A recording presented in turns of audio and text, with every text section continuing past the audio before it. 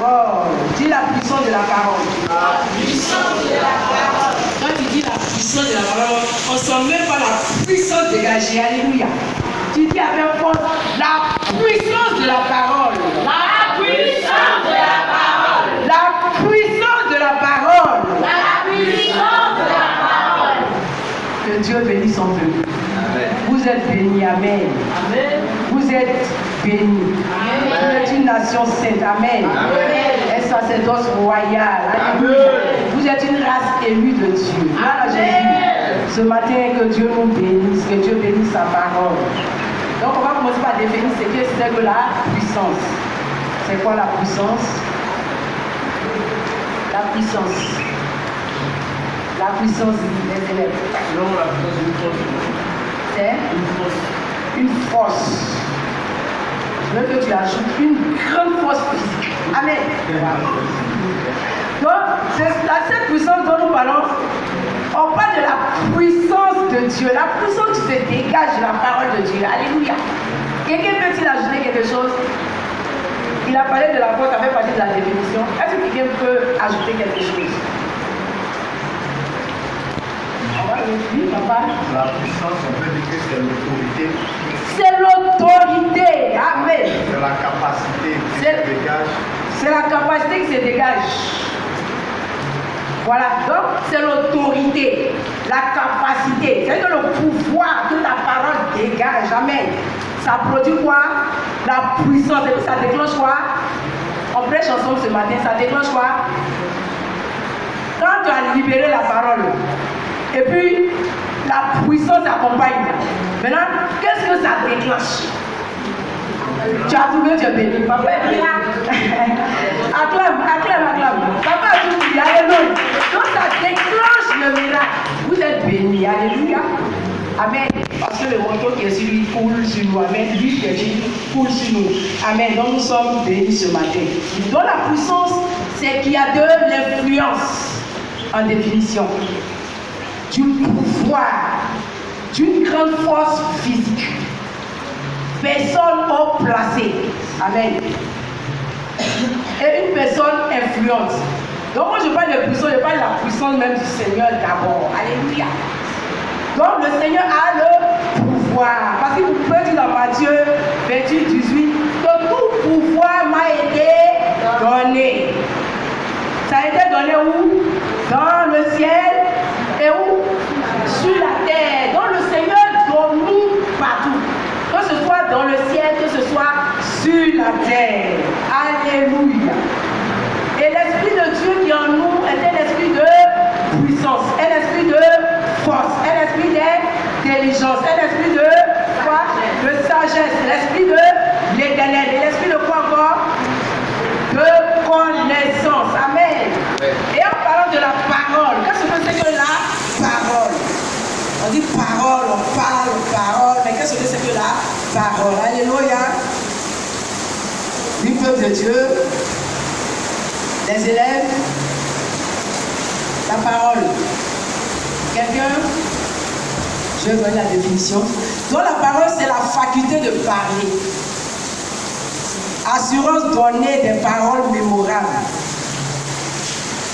Amen. Donc quand tu parles à quelqu'un, tu es en train de t'engager quelque part. Alléluia. Et donc, de par cet engagement, tu es en train de donner ta parole. Par exemple, si tu dis à une personne, je te promets qu'aujourd'hui, là, je vais te donner telle somme. Amen. Est-ce que demain, tu avais dit encore qu'on évalue l'homme par sa parole? Alléluia. Donc, quand tu dis à quelqu'un, je vais te donner telle somme, il faut que, chose promise, chose due, que tu le fasses. Amen. Alléluia. Amen. Donc, la faculté de parler. Et pendant que tu parles, tu as une assurance que ce que tu dis là va s'accomplir, va se réaliser. Alléluia. Gloire à Jésus. Donc, nous allons prendre nos Bibles dans le livre d'Ézéchiel, le chapitre 37, à partir du verset 1er. Amen. Donc, la parole est une semence. Gloire à Jésus. Alléluia. Donc, toute déclaration dans la Bible, amen, est un commandement de Dieu. La parole vient comme une Alléluia. La parole que Dieu te donne est comme une prophétie qui est libérée, relâchée sur ta vie. Et tant que tu n'as pas déclaré, tu n'as pas proclamé, cette parole-là ne peut pas s'accomplir dans ta vie. Alléluia. Tout ce que Dieu dit dans ta vie doit s'accomplir certainement. Amen. Est-ce que le Seigneur se répond? Amen. Quand le Seigneur a dit, je vais faire, est-ce que tu vas venir dire encore non, je ne fais pas? Quand il a dit qu'il va te bénir, il le fera certainement. Amen. L'ennemi va essayer de pouvoir retarder les choses, mais ça va se faire certainement. Alléluia. Parce que le diable ne peut pas bloquer ta bénédiction. Amen. Gloire à Jésus. Donc ce matin, si tu crois en cette parole, tu vas expérimenter la puissance de Dieu. Quelqu'un peut lire Ézéchiel, le chapitre 37, à partir du verset 1er.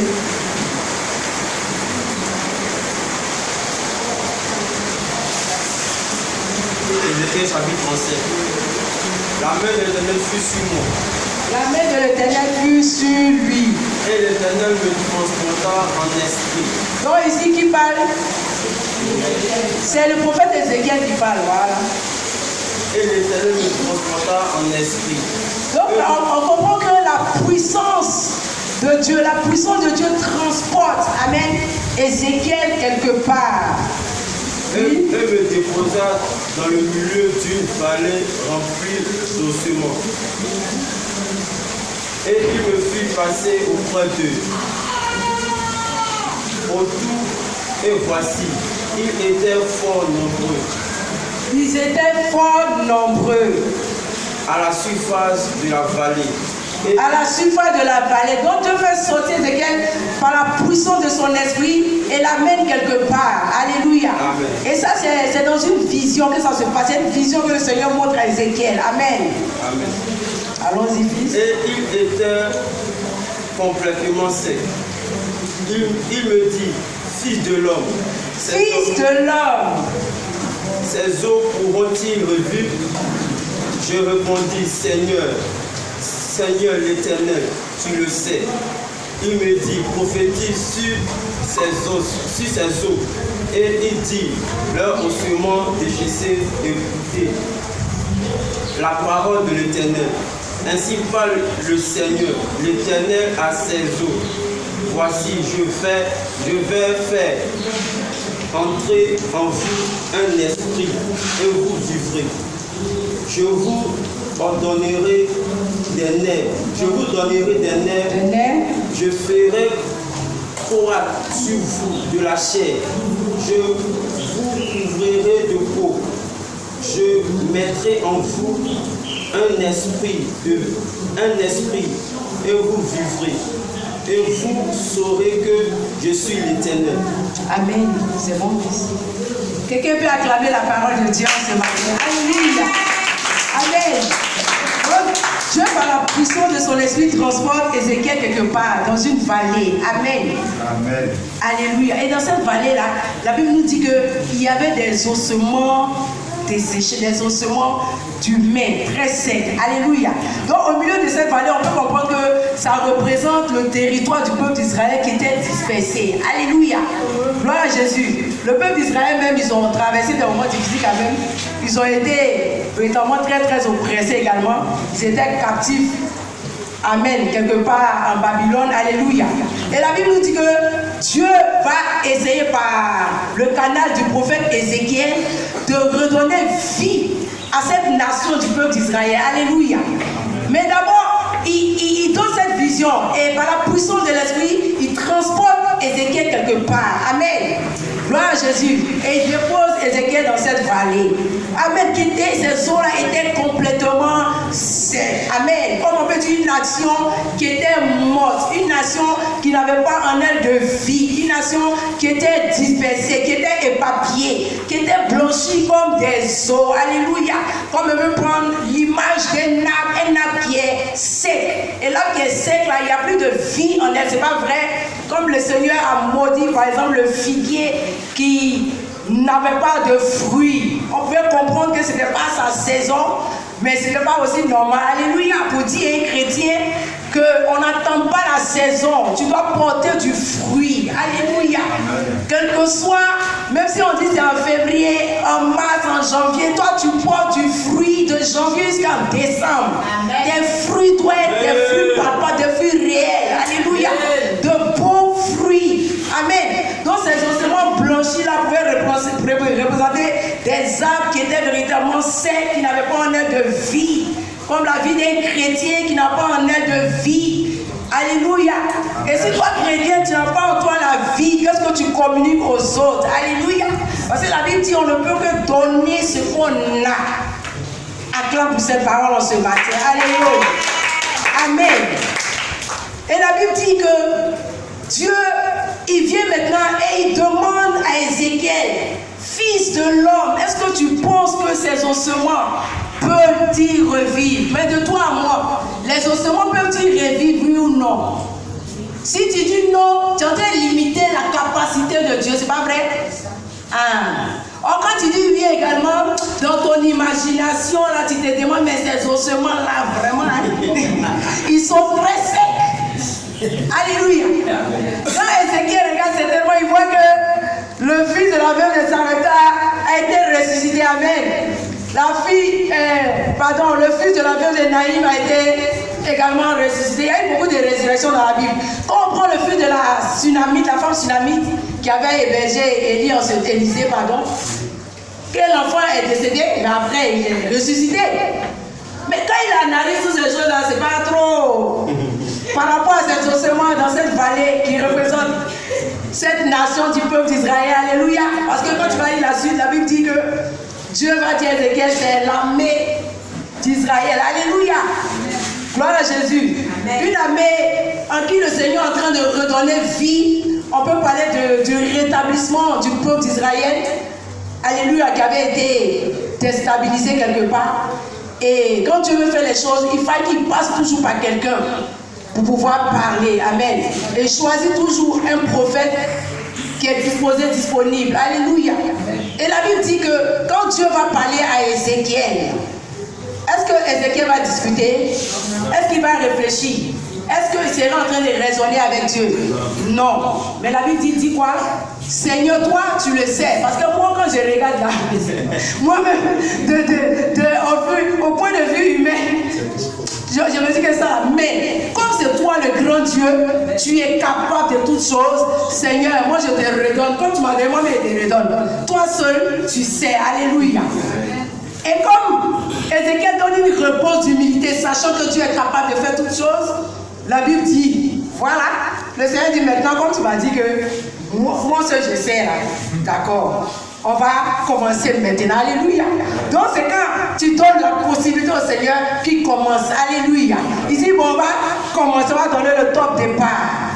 Et il dit maintenant à Ézéchiel, il donne un commandement à Ézéchiel, parce que c'est un ordre, c'est un commandement. Il dit fils de l'homme, prophétise maintenant sur ces ossements desséchés. Et ils reprendront vie. Alléluia. Bon, on voit dans le chapitre 36, au verset 26, que Dieu disait à son peuple qu'il va leur donner un cœur nouveau. Amen.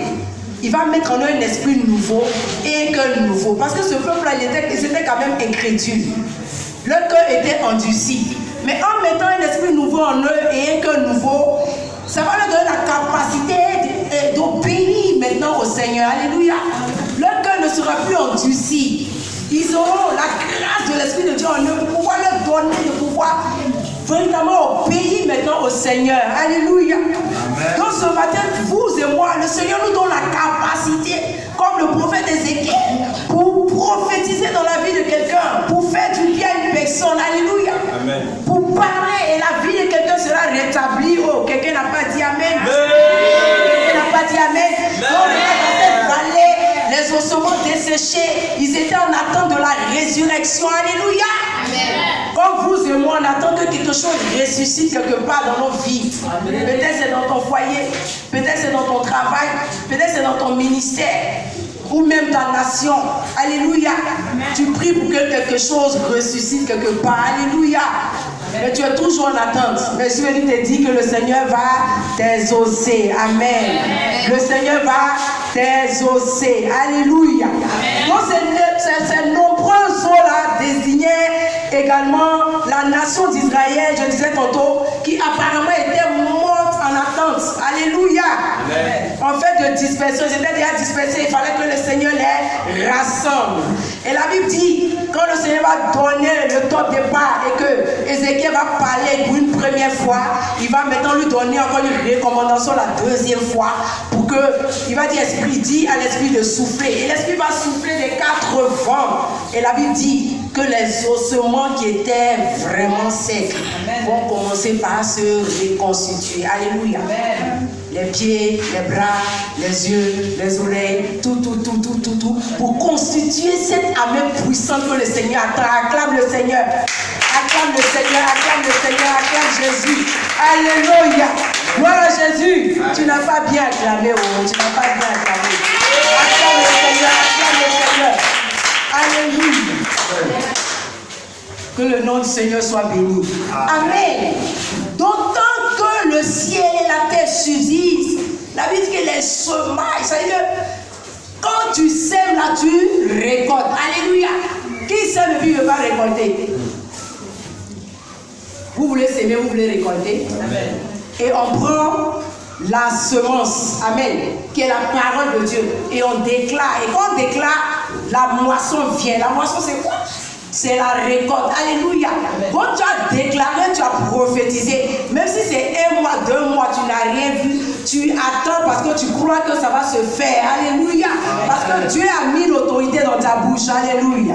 Il a mis cette parole puissante dans ta bouche. Amen. Et cette prophétie doit s'accomplir. Alléluia. Amen. Le Seigneur dit, l'homme vivra. Ne vivons pas de paix seulement, c'est pas vrai, mais de toute parole qui sort de la bouche de Dieu. Donc toi-même, quand tu vis, il ne faut pas t'élever comme ça pour faire les choses dans la chair. Il faut toujours attendre que le Seigneur te donne des recommandations, qu'il te donne le top départ, parce que le temps appartient à Dieu. Amen. Les gens ont échoué certainement quelque part parce qu'eux-mêmes, ils ont voulu prendre le devant. C'est pas vrai. Et quand ils voient qu'ils échouent, et puis ils reviennent à la case de départ, ils demandent maintenant au Seigneur de les aider. Il faut toujours associer le Seigneur, que ce soit dans tes activités, dans ton commerce, dans toutes choses, il faut associer le Seigneur. Il ne faut pas mettre le Saint-Esprit en marge. Amen. Amen. Amen. Amen. Je disais que tout est soutenu par la démonstration de la puissance de Dieu. Ce monde-là a été créé par la puissance de Dieu, par la parole de Dieu. Alléluia. Amen. La création, depuis la Genèse, la Bible dit, Dieu dit, et la chose a existé. Amen. Et même il dit, faisons l'homme à son image.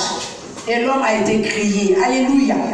Donc tu ne dois pas être un chrétien qui ne médite pas la parole de Dieu. Tu ne dois pas être vide de la parole de Dieu. Amen. Comme le prophète Ézéchiel en ce matin, Dieu te donne la possibilité de prophétiser sur les situations difficiles. Et elles vont se soumettre à toi. Amen. Amen. Elles vont se soumettre à toi. Alléluia. Amen. Elles vont se soumettre à toi. Alléluia. Amen. Elles vont se soumettre à toi. Amen. Amen. Je vais prendre le livre de Actes 3, 1 à 10. Une histoire qui m'a marqué. Alléluia. Cette histoire-là dans la Bible. Amen. Acte 3, 10. Pardon, 1 à 10. Acte 3, 10. Non, 1 à 10. On va lire 1 à 10. Acte 3, 1 à 10. Pierre et Jean montaient ensemble au temple. Écoutez, je veux que vous puissiez écouter. Amen. Parce que quand tu vas écouter, ça va te révolter quelque part. Oui, ma fille, lis la parole du Seigneur. Pierre et Jean montaient ensemble au temple. La Bible dit que Pierre et Jean montaient au temple, l'heure de la prière. Ils avaient l'habitude de le faire. Alléluia. C'était la 9e heure. C'était la 9e heure.